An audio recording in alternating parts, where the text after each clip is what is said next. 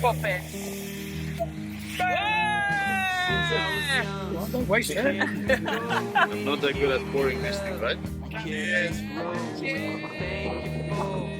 All your patience, you taught me life.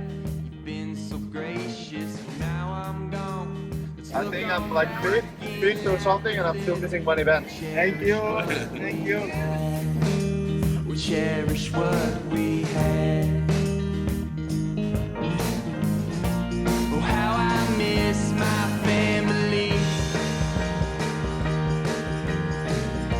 Oh, how I miss my family. You need to be a bit more relaxed for the prize giving ceremony. Sorry. I'll be relaxed. Yeah. Like I cannot be drunk. Wave winner here this year is Marc Paré from Spain.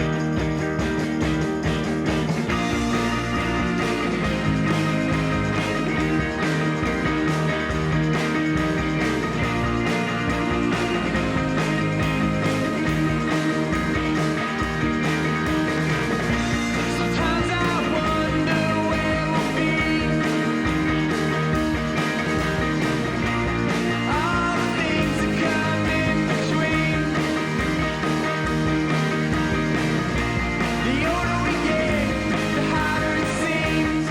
We are here with the wave champion of Silt 2024, Mr. Marc Paré. How has that week been? Because obviously the wave happened on the first day. You smashed it out the park. It's been a long week though. Waiting. Yeah, been a long week, you know, like when you just have to just wait and wait and wait, it's tough, you know, when you compete the first day. There's things I hope, things I believe. You've obviously, for people who don't know, you've just come back from injury this year. Just explain your injury. So basically, when I came back from Japan, I flew straight back to Maui for a week or so. And on the last day I was there, like after a whole week of full-on sailing, I had like a bad crash or like a bad turn, and I broke my Lisfranc complex. So my whole midfoot just broke and then it dislocated. So it was pretty serious, you know, like when I knew it straight away. So I flew back home and then flew to Germany to get it fixed.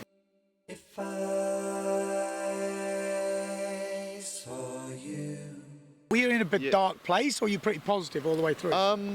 Was quite interesting, you know, like the way your brain works as well, you know, because when I did it straight away, I was like, oh my God, like my season's over. I remember I kept repeating that out loud to the lifeguards. I was like, my season's over, my season's over. And then I was very upset, you know.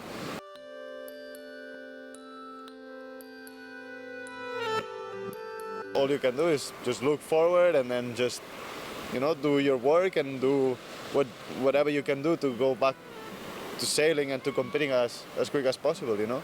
But could you have dreamt you'd just win back-to-back victories coming back from that injury? No, not at all. I mean, that was pretty cool, you know, and I guess as well, you know, maybe it's just a mix of things, you know, but I was feeling comfortable with the gear I was riding, and as well I did a lot of physical preparation, a lot of mental preparation, and I think it was just like a mix of everything, you know, because really, you know, like before Tenerife, I hadn't been sailing for that long, maybe 2-3 weeks, that I started doing like more of my normal sailing.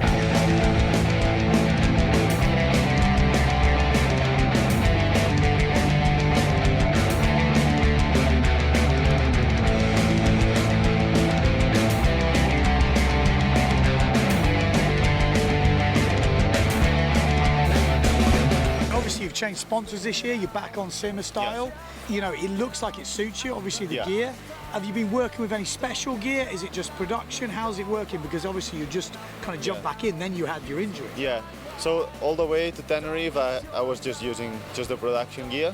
And I had a couple of prototype boards that we made with Ola, but I couldn't even try them, you know, because they got done, you know, while I was injured. Leave me now, just let me go. This one could never be too tough for you. So leave me now. For I try to make sure you let go. But now was trying already the new 2025 stuff before coming to Silt, and yeah, now it's released as well soon.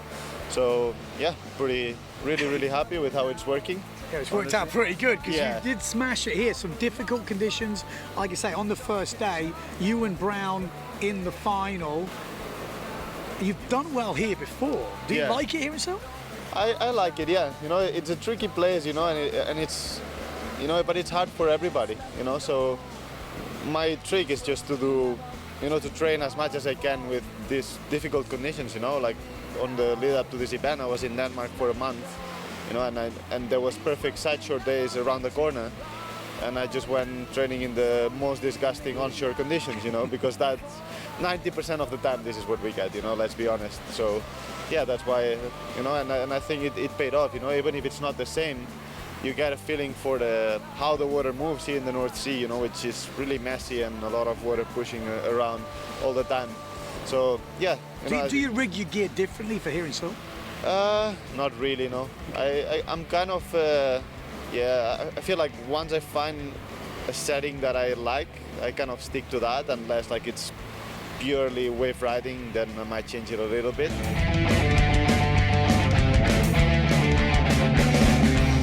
Just let me go. This road can never be too long for you. Don't leave it now. Just let me go. This road can never be too long for You're back in the title race. I mean, it's an outside chance. You'd probably have to go to Maui and win, or at least be in the top few, which is not easy. But compared to what you were like when you were injured, sitting there in April, you know, May, it's pretty mad. Yeah, it's pretty cool, you know, because I kind of just gave my year. Like as soon as I missed Pozo, you know, I missed Chile, I was like, oh man, that sucks, you know. And then I missed Pozo, I was like, yeah, that the year's done, you know, like especially because they dropped Tenerife to 4-star, you know. But then I won Tenerife. I was like, you know what? Like actually, it's not that bad in points. It's like a 6th place or something. And then I was like, maybe if I win Silt, then maybe I still have a chance to be up there, you know. And now I did that, and it's like, okay, maybe I can still do it, maybe, you know. So, but I'll just take it step by step, you know. And you know, now is where I hurt myself as well. So.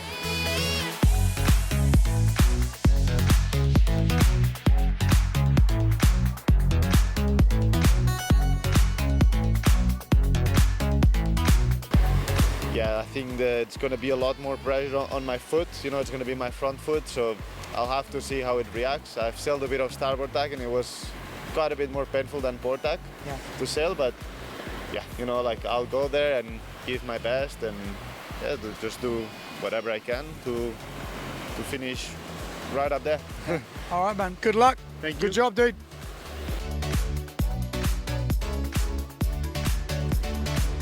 You're watching quarterfinals heat number 3.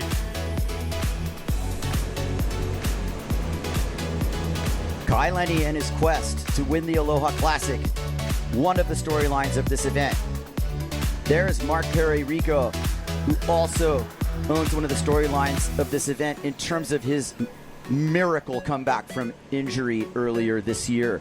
He has won 2 events, the 4-star Tenerife and the 5-star Zilt World Cup just completed earlier this month.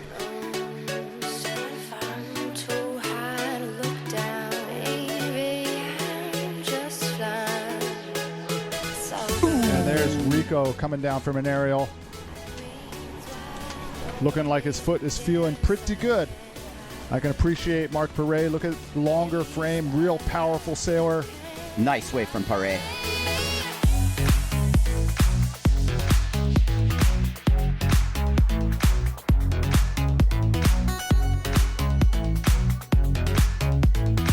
It's close. He's totally capable of getting a score that he needs. It needs to be fireworks from here on out. Not that much time left in this heat. Marc Paré Rico, bottom turns. The mask disappears. Beautiful spray turn. Delays the cutback to make the section of the wave. This is speed, power, and flow. Sending that fly wave into the lip. There's a 360 attempt, and Paré Rico can barely make it. Almost had it. Behind him, Kai Lenny bats the lip. Little extra juice there for Lenny. Holding the high line under the bull. Gets a goiter on his own and pops it. That was better than Rodinger's, and it was right in his face. As Marc Paré on the simmer blacktip and the simmer flywave.